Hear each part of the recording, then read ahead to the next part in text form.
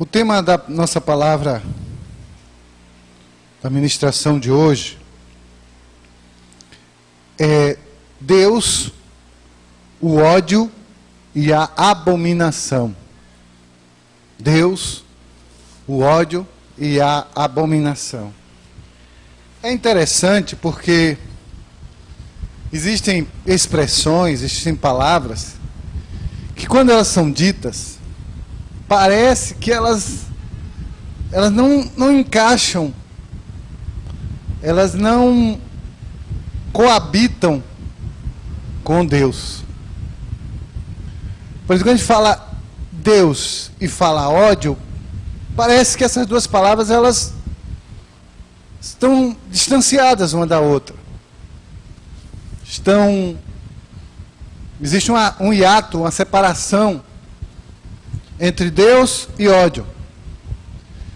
E também abominação. Porque a gente pensa sobre o caráter da palavra, sobre a etimologia da palavra, Deus e abominação também são expressões que estão separadas. Existe um pastor que está em efervescência nos Estados Unidos, e graças a Deus ele está em efervescência mais entre os jovens. Chama-se Paul Washer. Eu até acho interessante porque o nome dele, Washer, lembra com coisa de lavar, né? E Paul Washer, ele tem uma pregação, ele tem uma defesa de algumas teologias que são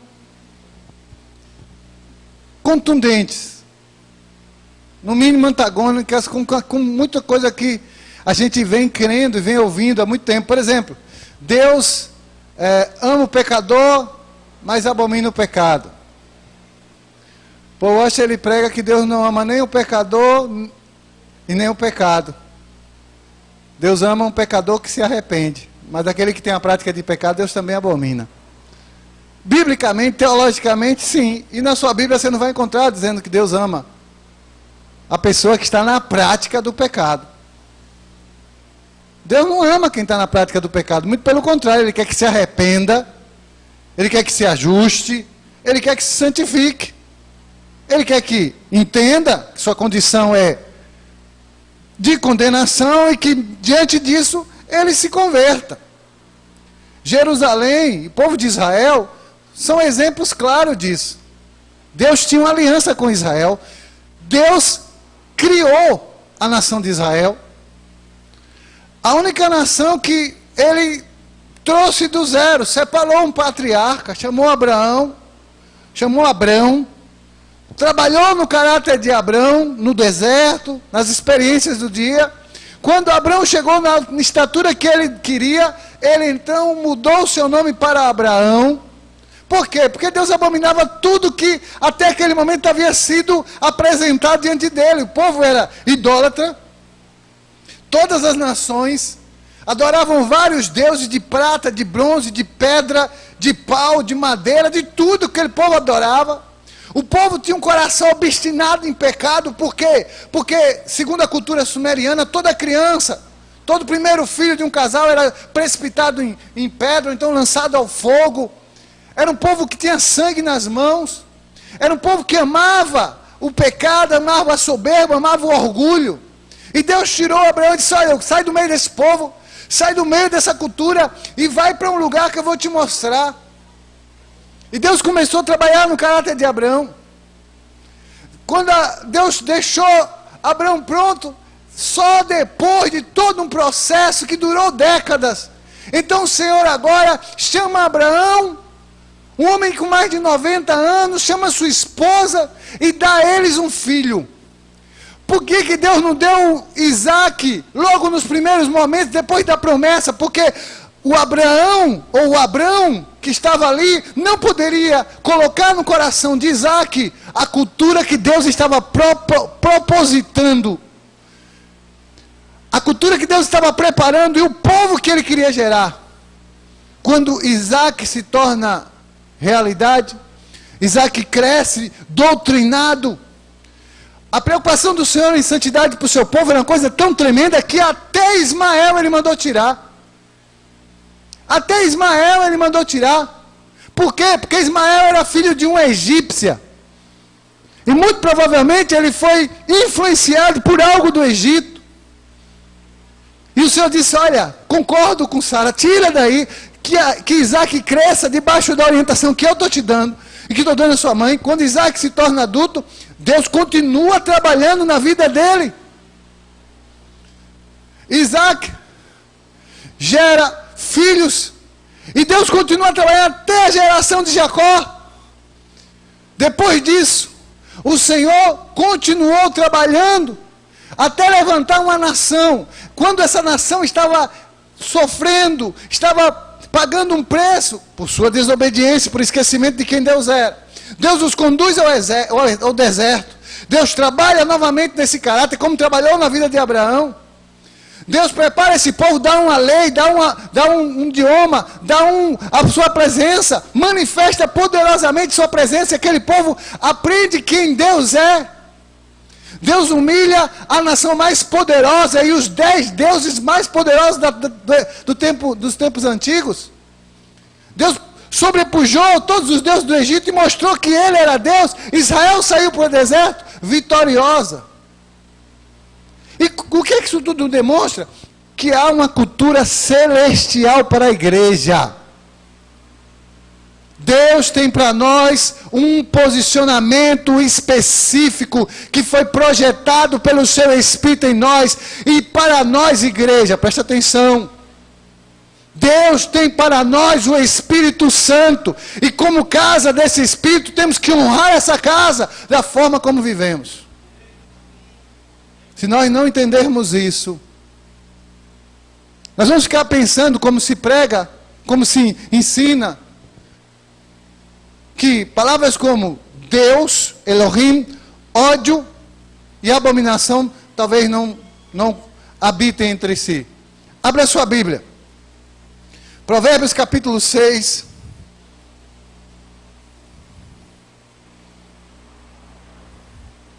Versículo de 16 a 19.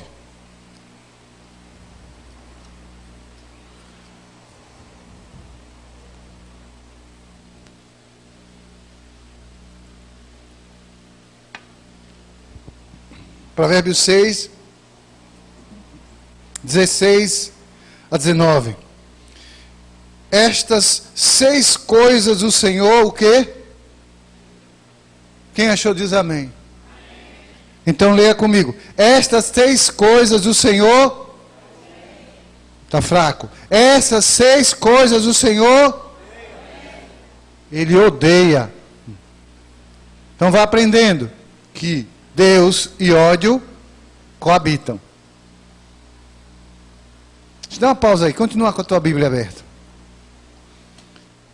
Por que Deus e ódio coabitam, apóstolo? Por que Deus e ódio existe? Porque o que é o ódio, irmão?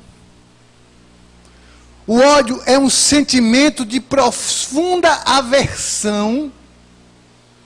E eu posso até ampliar isso dizendo que o ódio é um sentimento de aversão mortal a algo. Por que o ódio é considerado no Novo Testamento como uma ação de homicídio? Porque quem odeia quer matar. Quem odeia quer matar. Ódio é uma ação de homicídio. Então a Bíblia diz que Deus, Ele tem 6 coisas que Ele odeia. Que quando o odor chega às suas narinas, Ele pensa, o que a gente pensa quando vê uma barata? Pisar. Diga 6 coisas que Deus odeia. E aí o texto continua, mas a 7ª, sua alma o quê? Então, abominação também cabe no coração de Deus. Porque o que é abominação? O que é abominação? É algo que nem pensar é permitido. Nem pensar é permitido. Nem se denotar é permitido. Então, 6 Deus odeia, 7 ele abomina. Vamos ver o que é? Abra sua Bíblia. Se não abriu, abra. Primeiro, olhos altivos. Segundo, língua mentirosa. Terceiro, mãos que derramam sangue inocente. Aqui tem uma resposta para nós, tá? A Bíblia diz que Deus odeia a mão que derrama sangue inocente. Você veja que aqui a Bíblia diz, é um bem específico, sangue inocente. Você acha que nas guerras de Davi, nas lutas que Davi impetrou, ele derramou sangue inocente? Você acha que Davi impetrou sangue inocente? Hã? Sim. Urias tinha culpa no cartório? E por conta disso, Deus disse, olha, você tem muito sangue em suas mãos. Tu não vai construir tabernáculo, não. Deixa eu lhe dizer, irmão, sair dos propósitos de Deus nos furta a bênção do trono. Diga misericórdia. A Bíblia diz que nem olhos viram, nem ouvidos ouviram que Deus tem preparado para nós. A Bíblia diz que o Senhor tem para nós vida abundante, mas nós temos perdido vida abundante, porque saímos do propósito. Nos desvinculamos. Deus fica impedido de fazer. Não é que ele não queira fazer. Você acha que o homem que Deus tinha prazer, Deus tinha prazer em Davi. Você acha que um homem como Davi, que Deus tinha prazer nele, a ponto de conhecermos Davi como um homem segundo o coração de Deus, será que Deus não queria dar a Davi o beneplácito de construir o tabernáculo? Claro! Pense comigo, como é que Deus pega um homem como Moisés, tira do meio da sua casa, da sua esposa, do seu filho, manda para o Egito, dá um trabalho daquele, ele sofre, come o pão que os hebreus amassaram, paga um preço de liderança, sofre, soa. Vamos levar esse povo da terra prometida, o povo peca, Deus desvia eles para uma rota de 40 anos, quando eles estão às margens do Jordão, para atravessar o rio, para entrar na terra prometida, Deus diz, Moisés, tu não entra. Por que Deus disse para Moisés, Moisés, tu não entra? Porque Moisés pecou, desobedecendo. Qual foi o pecado de Moisés? Provérbios 6, 17. Ele teve um olhar de orgulho, um olhar altivo. O Senhor disse, filha, toque na rocha. Ele fez o quê? É igual filho, né? Filho, o pai diz assim, vem cá. Se ele levantar tranquilo e vir, o pai recebe ele. Mas se ele vier birrento, se fosse igual ao meu pai, se falar assim, Lula, eu falasse assim, que é? Ah, meu filho. Ah, Jesus. Dói até hoje quando eu lembro. É? Que é? Vixe, meu pai, você quer que eu fale? Como é que você disse? Por quê? Eu vim. Deus deu uma ordem e ele se desviou daquela ordem. E o texto continua. Diz assim, olhos altivos, língua mentirosa, mãos que derramam sangue inocente, o coração que maquina pensamentos perversos, pés que se apressam a correr para o mal, a testemunha falsa que profere mentiras, e a sétima, diga misericórdia, e o que semeia contenda entre irmãos. O que semeia contenda entre irmãos.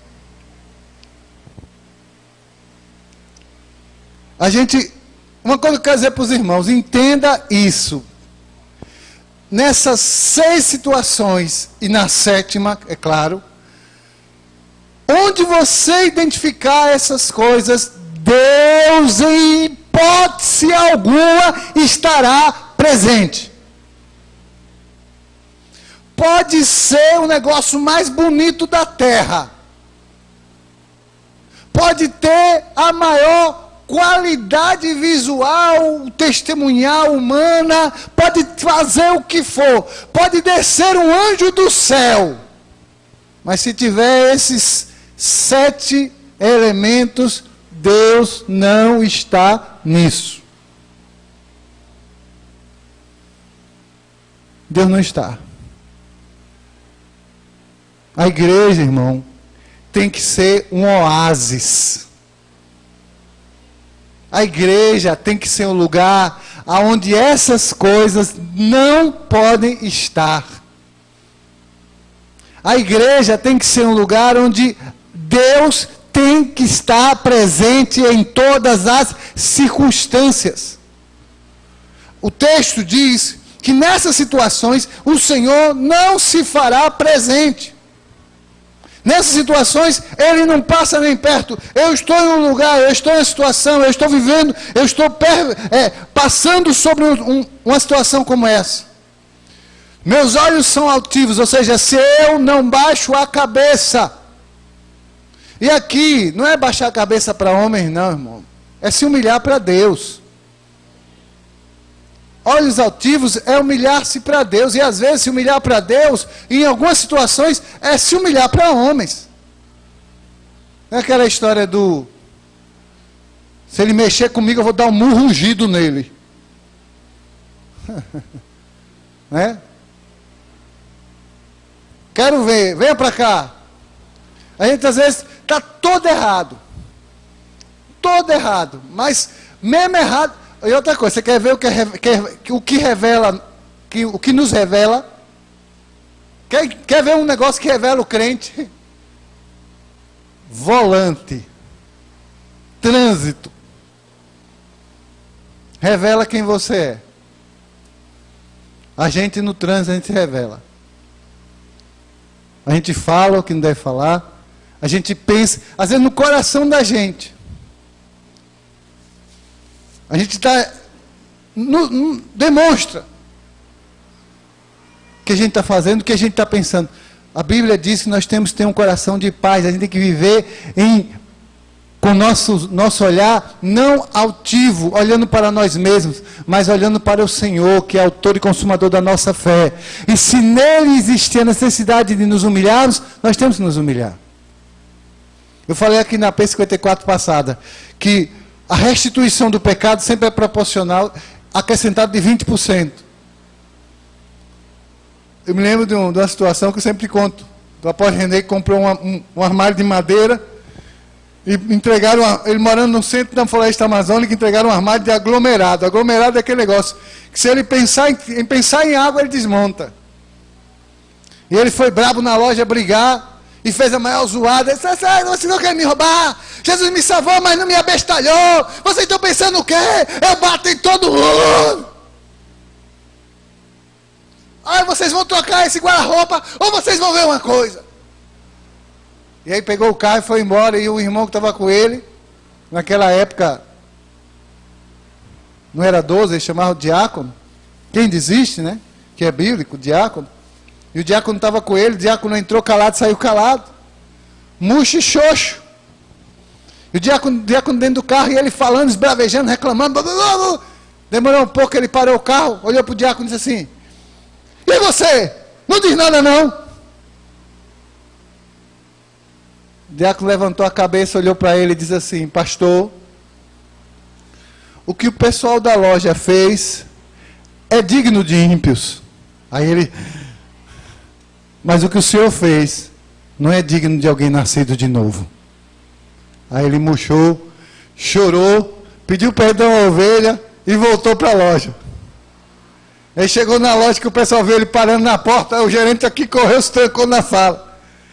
O cara voltou armado, vai matar todo mundo na loja agora, né? E aí ele gritou, é de paz, é de paz. Disse que começou a gritar na rua, me perdoe! Fez o maior escândalo pedindo perdão. E aí o dono da loja, o gerente da loja chegou e falou com ele. Só não precisa tocar mais o móvel não, tudo bem, me perdoe, eu fiz errado, tal, sei o quê. Aí o dono da loja chegou, procurou ele e disse assim, vou dizer uma coisa ao senhor, pastor René. Eu vou trocar o seu móvel. E tem mais. Domingo que vem eu vou para a sua igreja. Porque o senhor é pastor das minhas 2 filhas. E eu vi agora que o senhor é um homem de Deus. Amados, se a gente não tiver uma atitude segundo a palavra, a gente só gera prejuízo e distanciamento de Deus. Eu preciso entender isso. Deus odeia. Se Deus odeia, Deus não faz parte. Deus não está naquilo. Sabe, eu sei não, acho que eu vou fazer uma arte, um quadro, para imprimir e botar no quadro, assim. Toda a casa de um crente de Caminho das Águas aceitou Jesus, já vai sair com esse quadro. Coisas que Deus odeia, a 7ª ele abomina. Pregar na casa. Que quando a pessoa chegar na sua casa, quer olhar, a Bíblia diz que tem que ser assim. Colocar no lugar para que quem passar correndo leia. Deus odeia? Odeia. Nessa casa aqui, mentira não, vem para cá não. Nessa casa aqui, língua ativa? Não. Nessa casa aqui, orgulho e altivez? Não. Nem que seja por ato profético. Mas que a gente busque viver a vontade de Deus. Abra sua Bíblia, Malaquias capítulo 2, versículo 16.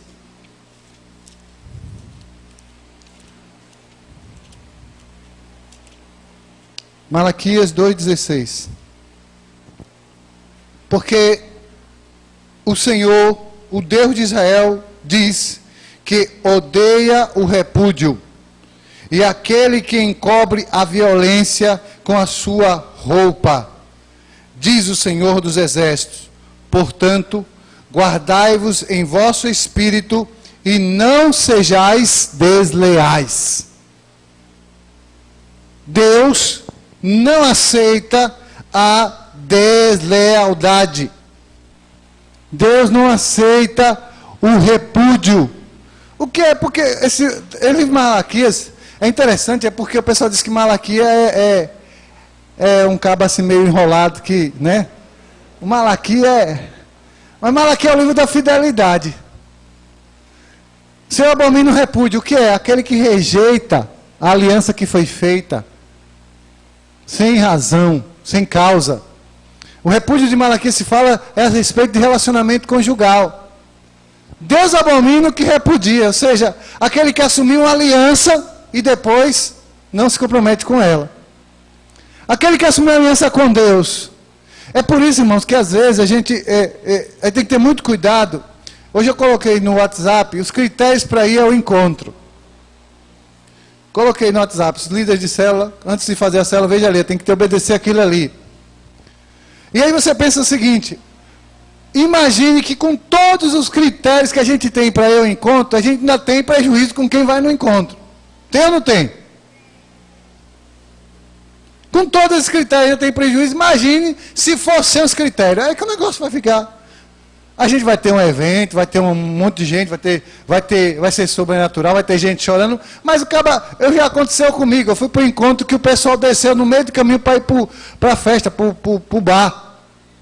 Não foi nem para a igreja, no meio do caminho mesmo, parou o ônibus para ir para o bar.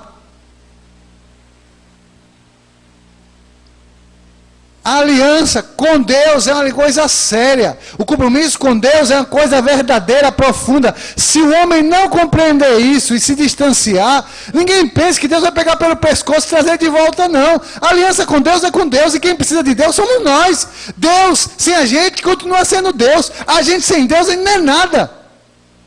A gente é um trapo de imundície. O texto diz que o Senhor, Ele odeia aquele que não tem lealdade. A lealdade é pautada na manutenção de compromissos estabelecidos. É por isso que aceitar Jesus é uma operação pública. Quem aceita Jesus aqui? Levanta a mão, vem à frente. Por quê? Porque é uma assinatura espiritual. É algo que é estabelecido diante de Deus. Não, pode fazer o seguinte. O Senhor chama para orar na frente, depois o Senhor pergunta quem quer aceitar Jesus quando o pessoal estiver na frente. As pessoas vão dizer que sim, mas constrangidas.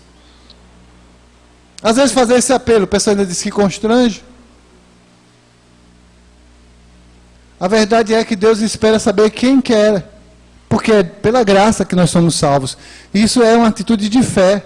Só que quando você aceita Jesus, você faz uma aliança com Ele.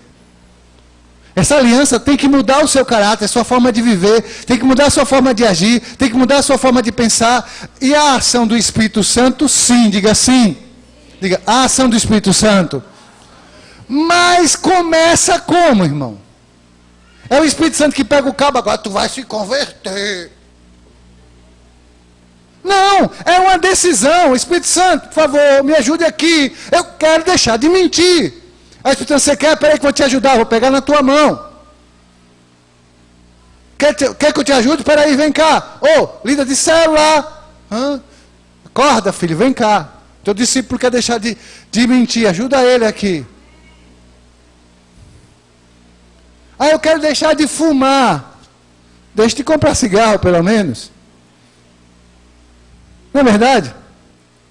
Eu quero deixar de beber. Deixa de ir no bar. Aquilo que nos leva ao pecado, a gente tem que tomar uma atitude para que isso deixe de acontecer. O Espírito Santo nos ajuda, nos fortalece, nos blinda, mas Ele vai começar a trabalhar a partir dos meus passos. Porque não há, isso é bíblico, isso é tremendamente bíblico. Não é por força nem por violência, mas para conquistar o céu, se conquista a força. Deus não faz força e violência, mas eu, homem, eu tenho que fazer força. Para conquistar o céu é com força, é fazendo força. Se esforce e tenha bom ânimo. A pessoa aceita Jesus e aí espera. E esse é o engano que Roma colocou no coração das pessoas. E a igreja protestante também tem colocado no coração das pessoas. Ah, você aceitou Jesus, agora vai acontecer algo no seu interior e você vai perder. Não, filho. É você que tem que meter as caras para lutar. É você que tem que se humilhar. É você que tem que dizer, vou pedir perdão, com a alma lá dentro assim, toda esbagaçada. Mas você tem que encarar. É você que tem que dizer, vou perdoar. É você que tem que dizer, eu não vou mentir, vou quebrar minha cara, vou apanhar, mas eu vou falar a verdade. E deixa eu lhe dizer, quando você fala a verdade, o diabo fica humilhado, porque nunca é como você pensa que vai ser. Eu sei isso no meu trabalho.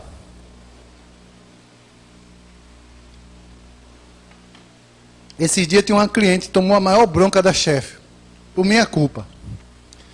Eu acertei de lá numa sexta-feira, para fazer uma formatação de um computador.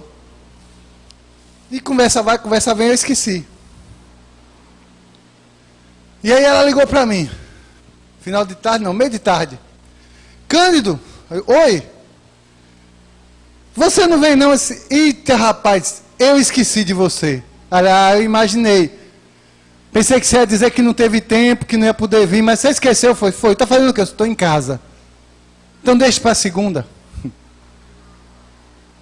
Eu podia inventar uma conversa, inventar uma mentira, podia, eu não estava vendo. Mas para quê? Eu vou ganhar o quê com isso? Às vezes eu assim, venha para cá agora que eu estou precisando de você. Não posso, só posso ir amanhã. Mas você tem que vir agora. Não posso, só amanhã de manhã. Mas você quer que eu diga que vou para não ir? Então eu vou dizer, hoje estou indo. Tá bom, então amanhã você vem, né? Vou, pronto. Tem clientes que quando dizem, você vem, só vem amanhã. Ah, tudo bem, tá jóia, tchau, até amanhã. Nem conversa mais, por quê? Porque quando liga, a gente tem que dizer a verdade. Ah, poxa, mas é coisa tão bobinha, tão pequenininha, mas é justamente. É aquela história da galinha, né? De grão em grão que a galinha enche o papo. E eu quero dizer para você que o grãozinho da galinha, chamado mentira, na vida da gente, nos rouba grandes conquistas. Tiago, capítulo 2, versículo 9. Deixa eu adiantar, senão eu não vou poder chegar até onde eu quero. Tiago 2, 9. A prática e a regra continua, tá, irmãos? Mas, se fazem acepção de pessoas, cometeis pecado. E sois redarguidos pela lei como transgressores. Se eu lhe dizer, aquele que repudia, pratica esse pensamento. Faz acepção. E Deus diz que aquele que faz acepção, peca. Minha acepção ela pode ser por questão social, por questão educacional, por cor, por altura, por sexo. Mas a Bíblia diz que a gente tem que ter uma atitude contra essa separação. Qual é a atitude que eu posso ter contra a acepção? Levar o evangelho a toda criatura. E viver nesse evangelho, manifestando esse evangelho, levando a conversão, arrependimento, a cura. Somos todos irmãos. E vamos viver em Cristo Jesus como irmãos. Eu não posso olhar para você como maior, nem para você como menor. Eu tenho que olhar para você como servo. Porque o sangue que Jesus derramou por mim, derramou por você. E olhar para você como eu olho para mim, eu vou entender o seguinte, que você sofre das mesmas dificuldades e das mesmas paixões que eu também sofro. Eu lembro que uma vez eu estava aqui trabalhando, montando o som da igreja, porque a gente montava o som, levava para casa, terminava o culto. Depois, no outro dia, ia ter culto, trazia o som de novo, montava tudo e era assim, para não ser roubado. E onde eu estava montando o som, chegou um rapaz. O portão aí é grande, né? Mas naquela época, quando tinha aquela portinha, a gente abria o portão. Ele, para passar nessa porta aí, mesmo assim ter aberta, ainda deu trabalho, que ele vinha para lá, ia para cá e entrou na igreja ébrio. Eu estava aqui. E eu disse, Senhor, não vou atender esse homem, não. Esse cabra todo dia está aqui, puxa, toma meu tempo, eu não vou atender esse cabra, não. E o Espírito Santo diz assim, por quê? A diferença do pecado seu e do dele é que o dele você está vendo. E aquilo que você faz, às vezes as pessoas não veem. Aí está bom, Jesus, eu vou atendê-lo. Aí conversei. Porque eu ia pecar fazendo o quê? Acepção. Ele chegava aqui, ficava chorando, pedindo ajuda. E eu dizia, Deus, eu digo para esse cabo o que fazer. Manda ele tomar café, vir para a igreja, participar do culto. Ele diz que vem, nunca vem, eu não vou atender esse homem não. Mas meu papel era fazer esse papel. Meu papel era anunciar Jesus para ele. Agora, se ele quer receber, se ele quer aceitar, se ele quer transformar, ele tem que querer. E aí, às vezes conversando com ele, o cara falava, eu fui obreiro da igreja tal, e eu sei o versículo, sei música, sei não sei o que isso aí. Um dia eu disse, Deus, agora é que eu não falo mesmo. Ele conhece tudo. Isso mostra que muitas vezes você pode conhecer a palavra, mas não querer relacionamento com o Senhor da palavra. E eu tenho que viver essa palavra profundamente, desenvolver uma aliança com Deus verdadeira, me desviando de tudo que me afasta da presença do Senhor. Vamos adiantar. Deuteronômio 16, 22. Deuteronômio 16, 22. Se você achar primeiro, pode ler.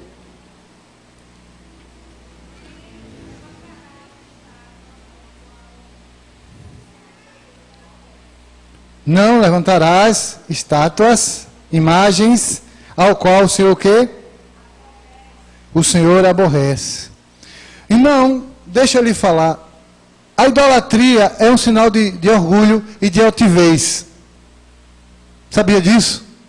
Por quê? Porque o idólatra quer mostrar-se. E ele quer mostrar a quem ele adora.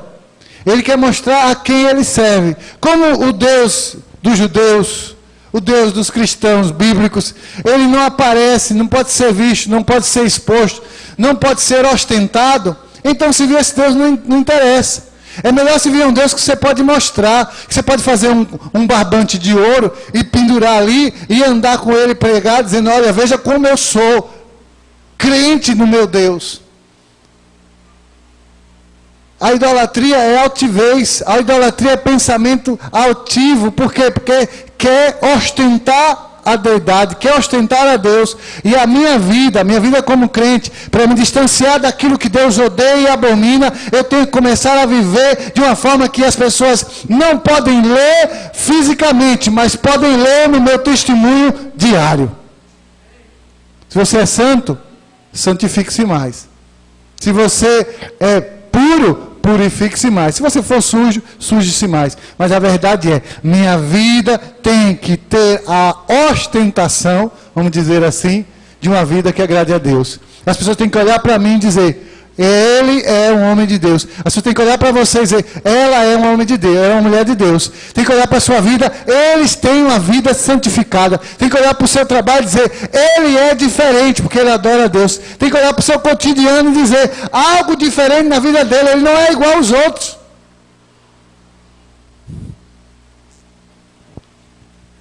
Um dia, o salmista, lá na altura do capítulo 15, abra sua Bíblia aí, Salmo 15. Ele faz um questionamento que ele mesmo responde. Ele diz assim, quem é que vai morar na presença de Deus, no tabernáculo, no Ohel? Quem é que vai morar na sua santa presença, no seu santo monte? E ele começa a enumerar, aquele que anda sinceramente e pratica a justiça, e fala de verdade no seu coração, aquele que não difama com sua língua, nem faz mal ao seu próximo, nem aceita nenhum opróbrio contra o seu próximo. Deixa eu dar uma pausa aqui nesse versículo. Preste atenção. Lá em Provérbios 16, no versículo 19, diz assim, que Deus, ele abomina aquele que anda semeando contenda entre irmãos. Irmão, vou falar aqui uma palavra que eu não sei, aqui não tem esse problema, mas eu tenho que pregar, né? Mas Deus abomina a fofoca. Deus abomina a fofoca. Eu vou dizer, infelizmente, pessoas assim, que fofoca é coisa de mulher, mas homem fofoqueiro é pior ainda. Homem fofoqueiro, misericórdia, irmão. Fofoca é ruim de qualquer jeito, é diabólico de qualquer jeito, é abominável de qualquer jeito. Mas homem fofoqueiro, e o que é fofoca, apóstolo? É o que Deus abomina. Quem vai levar maledicência entre irmãos? O que a Bíblia nos orienta é, se eu tenho alguma coisa contra James, ao invés de ficar me lamuriando com a Clésio, eu vou a James e digo. Se eu tenho alguma coisa contra Renato, ao invés de ficar reclamando com o Sérgio, eu vou a Renato e tasco o pau. Por quê? Porque nós temos que aprender a viver a sinceridade. Se há alguma coisa que me fere, meu irmão, você me machucou. Tome, você me machucou. Eu me machuquei, eu fiz isso porque eu quis isso mesmo. Eita, está acabado. Ah, foi? Espera aí, chega aqui, Clésio, vamos ali conversar com a pessoa. Meu irmão, você me machucou. Aí eu fiz isso porque isso mesmo está acabado. Viu, Clésio? Vamos levar para a igreja? Olha, me machucou. Eu fiz isso. Você é publicano, pô, cobrador, quiser vir sentar o culto, assistir o culto, fique, mas você não vai ser mais considerado crente, não. É o que a Bíblia diz. Se a gente vive desse jeito, a gente entra em integridade. Ninguém pode dizer que a disse, que me disse, porque Deus abomina. A contenda gerada por uma... Ah, irmão, olha, eu estou falando aqui para a gente orar. Orar quem é Baal? Porque a Deus não é. Se você tem alguma coisa com seu irmão, diga assim, se tem alguma coisa, vá a ele. Vá a ele. Se são dois crentes, vai haver o quê, irmão? Vai haver o quê? Cura. Meu irmão, lhe machuquei, foi, você me magoou, que você disse, rapaz, me perdoe, eu não tive essa intenção, rapaz, me perdoe, eu não queria fazer isso não. Tá, meu irmão, tá perdoando. E sai dali mais crente do que entrou. Outra coisa, é um exercício que tira a altivez da sua alma. Porque para você quebrar essa maldição, você tem que quebrar a altivez, tem que descer do pedestal. Tem gente que diz assim, eu já perdoei, mas eu não vou lá falar com ele não. Ah, meu filho, então você não perdoou nada. Você só perdoa assim, sem ir lá, se a pessoa estiver em outro lugar, ou se a pessoa, você já pediu perdão uma vez, duas vezes, e ele não se arrependeu. Mas não, eu perdoei, mas ele não me perdoa com ele. Porque às vezes você vai falar com a pessoa, e ela fica com a cabeça erguida, não quer conversa. Você vai a primeira vez, vai a segunda vez, a terceira vez, acabou. Mas o papel do cristão é se alinhar com o trono. Por quê? Porque quando a trombeta soar, se eu estou dizendo uma coisa, quem não aliança com Deus, recebe o tapa-ouvido celestial. O chofar toca e tu fica. Diga misericórdia. Salmo 15, verso 4. Aquele cujos olhos reprova o que é errado, mas honra o que é certo, aqueles que temem ao Senhor, aquele que jura, mesmo com prejuízo, não muda o que disse. Às vezes é complicado. Mesmo com prejuízo, não muda o que disse. E aí é uma coisa que às vezes a pessoa chega assim, olha, fulano fez isso assim, mas não diga que foi eu que disse, não.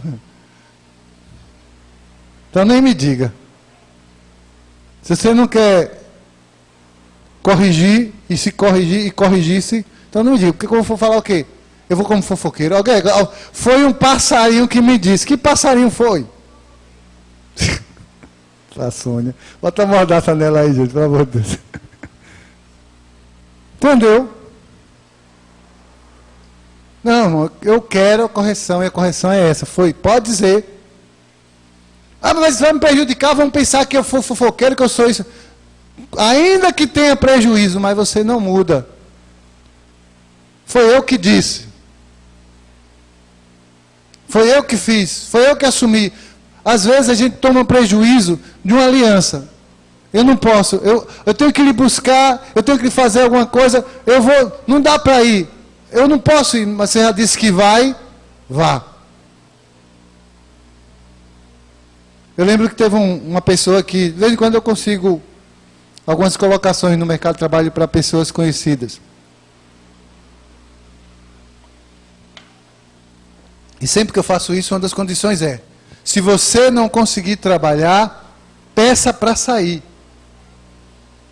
Se você não consegue ficar, peça para sair. Não crie problema, porque tem gente que quer sair do emprego, o que faz? Começa a faltar, começa a queimar, começa a esculhambar, começa a responder o patrão, até o patrão botar para fora. Depois de botar para fora, ele bota na justiça.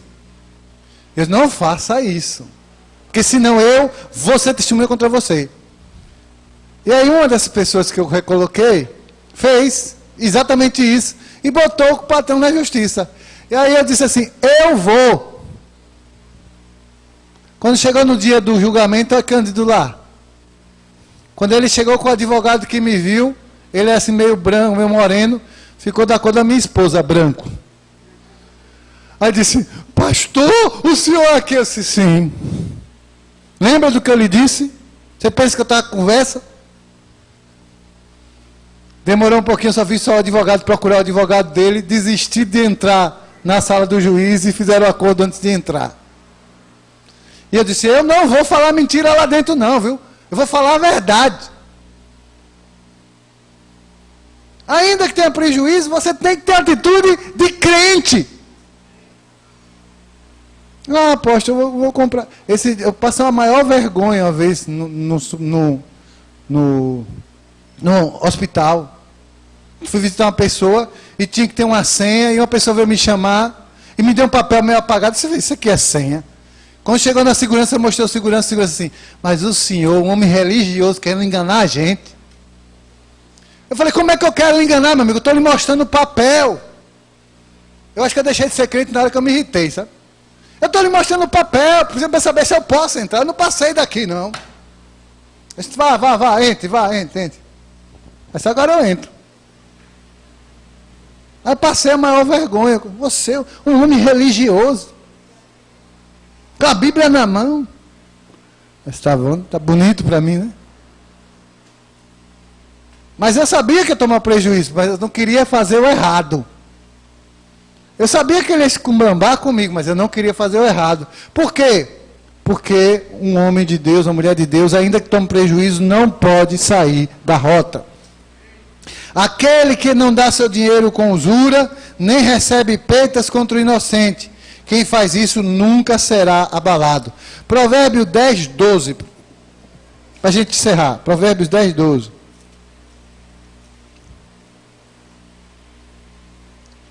A boca do justo é fonte de vida, mas a violência cobre a boca dos...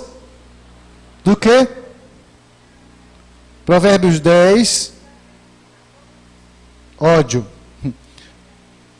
Provérbios 10, 11 e 12, perdão. A boca do justo é fonte de vida, mas a violência cobre a boca dos perversos.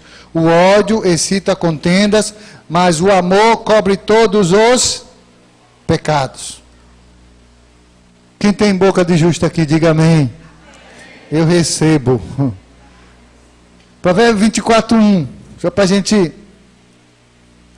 Estou acabando já. 24, 1.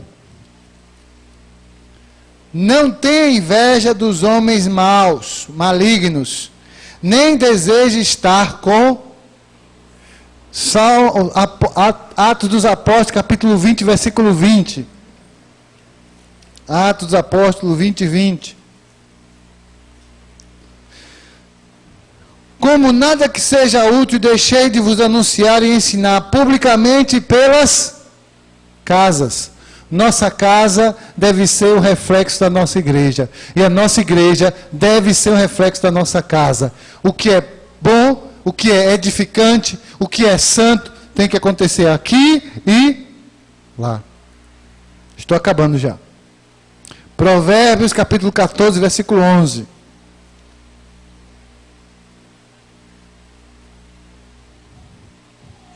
Provérbios 14, 11.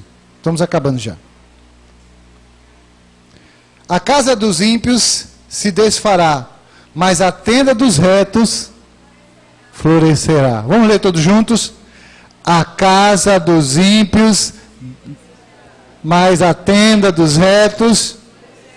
De novo, a casa dos ímpios, mas a tenda dos retos. Diga para 3 pessoas, sua casa vai florescer, meu irmão. Só quem crê fica de pé.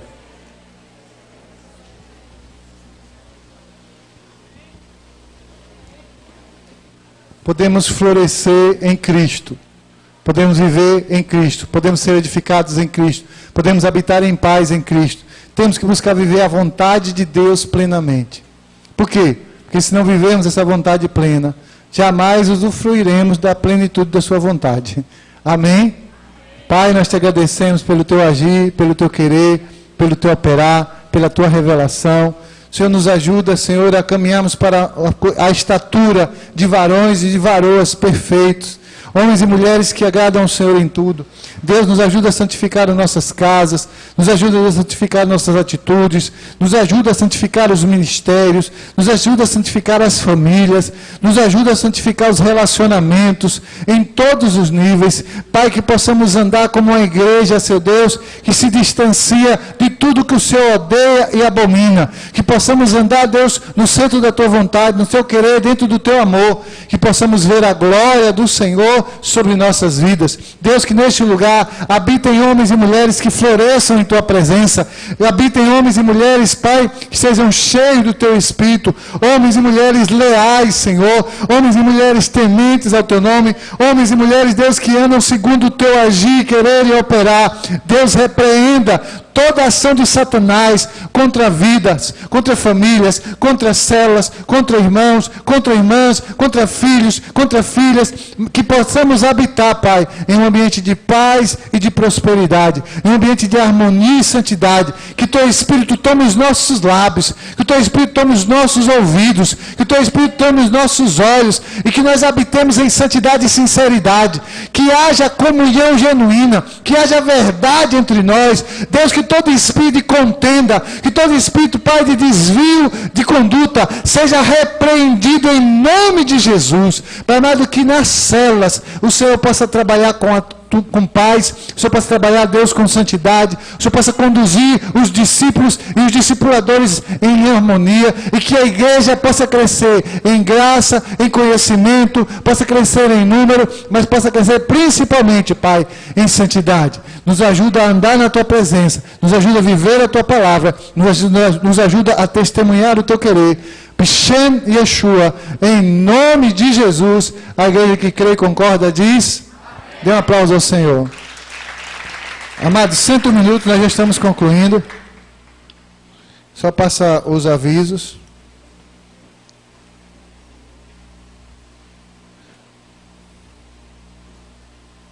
Amém. Bom, primeiro eu quero dar graças a Deus pela reunião de de oração de ontem, né, das mulheres. Realmente foi uma bênção, muitas irmãs aqui, mas essa bênção que ainda dá para andar mais, né? Dá para crescer mais, dá para alcançar mais pessoas. É uma célula de oração, podemos chamar assim. E se Deus permitir, depois da semana que vem, eu vou ter uma prova na segunda-feira, mas depois da semana que vem, a gente já vai marcar a nossa primeira reunião de oração dos homens, agora pela manhã, também na terça-feira, de manhãzinha. Então, os homens oram de manhã e as mulheres fazem um Shabá de noite, né? O homem ora na viração do dia, no amanhecer, e as mulheres oram na viração do dia, no pôr do sol. E vamos estar cobrindo a igreja com intercessão. Lembrar, como já disse, já divulgamos no WhatsApp os critérios para ir ao encontro. Discípulos, discipuladores, inscrevam-se e façam os pós-encontros. Vamos também estar escrevendo e participando aqueles que, primeiro, vão fazer batismo. Procurem a irmã Kelly, coloquem já o seu nome, que também queremos iniciar a escola de batismo o mais rápido possível. E aqueles que vão participar da PSA. Eu vi no domingo, parece no domingo, tinha um monte de gente já fazendo inscrição, mas se você ainda não fez, se inscreva. Ah, poxa, eu estou esperando minha vizinha confirmar se ela não vai, se ela vai. Não, se sua vizinha não vier, você vai participar. Então escreva o seu nome. Se ela vier, depois você acrescenta o nome dela. Até meados desse mês a gente vai estar, a Páscoa será dia 23 agora, hoje ainda é 6, então pelo menos até o dia 10 ou até o dia 13 a gente ainda vai estar tomando o nome das pessoas que vão participar para preparar o material. Então, se você não fez, o faça. Nós queremos ter essa ideia, ter esse controle, ter esse número, para a gente fazer um trabalho bem feito. No sábado, nós teremos a oração às 16h30, nós teremos o estudo da porção da P54 das 17 às 18. Nós não teremos nenhuma outra atividade. Existem algumas razões para isso. Depois, se alguém quiser saber em off, a gente explica. Mas nós não teremos nenhuma atividade. Teremos outras atividades depois. Amém? Então, esses são os avisos dessa semana. Vamos estar orando. Domingo, nós temos o culto da nossa celebração a começar às 16 horas, com os jovens, na oração dos jovens, na intercessão. Às 17, estudo com o pessoal do Ministério da Escola de Pescadores. E às 18, nosso culto. Convidem no ICOS e convidem para as reuniões. Você pode convidar para a reunião, qualquer pessoa, não precisa estar fazendo no ICOS. Mas se você estiver fazendo no ICOS, também convide para participar da reunião, para que Deus possa trabalhar e falar aos corações. Eu posso ouvir amém? Vamos colocar de pé para a bênção final.